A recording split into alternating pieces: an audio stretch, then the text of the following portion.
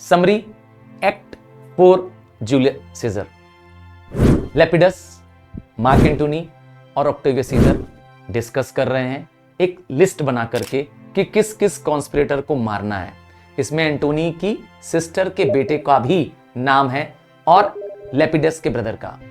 एंटोनी अब वो गेमसम व्यक्ति नहीं रहा, अब वो कोल्ड, क्रूएल और एक शार्प पॉलिटिशियन बन चुका है और वो लेपिडस को भेज देता है सीजर की विल लाने के लिए और ऑक्टेवियस सीजर से बताता है कि ये व्यक्ति हमारे किसी काम का नहीं है, ये एक गधे की तरह है जिसके ऊपर गोल्ड रख दिया जाए और वह गोल्ड उसका नहीं होता है, तो हम इसका यूज करेंगे बस।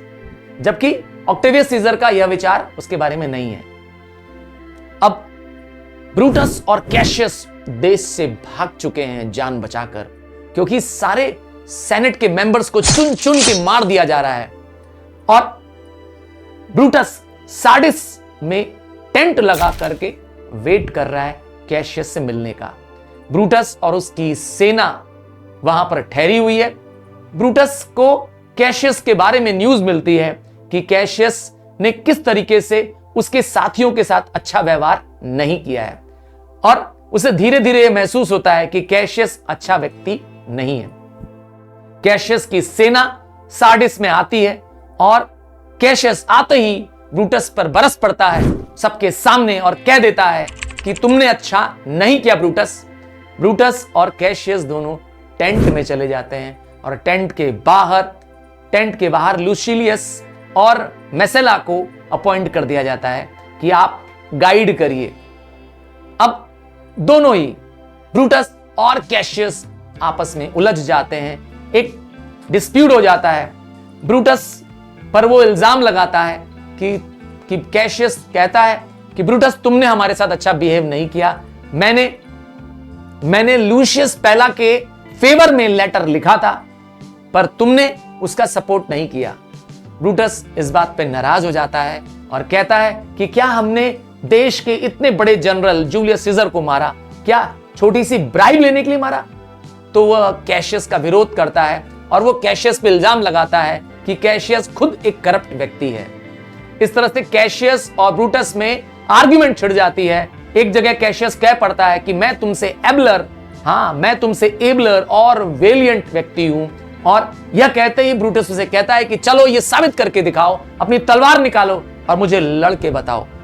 और यहां पर उनकी बहस तो चलती है और थोड़ी देर बाद इसी बहस के बीच में, इसी आर्ग्यूमेंट्स के बीच में कैशियस बता पड़ता है कि उसे ये जो गुस्से की आदत है उसे उसकी मां से मिली है और ब्रूटस भी उसे कह देता है कि तुम जब गुस्सा करो तो ये याद रखना कि तुम्हारे गुस्से पे तुम्हारी मां तुम्हें डांट रही है, जैसे मैं तुम्हें इस समय यहां पर तुम्हें डांट रहा हूं, इंसल्ट कर रहा हूं।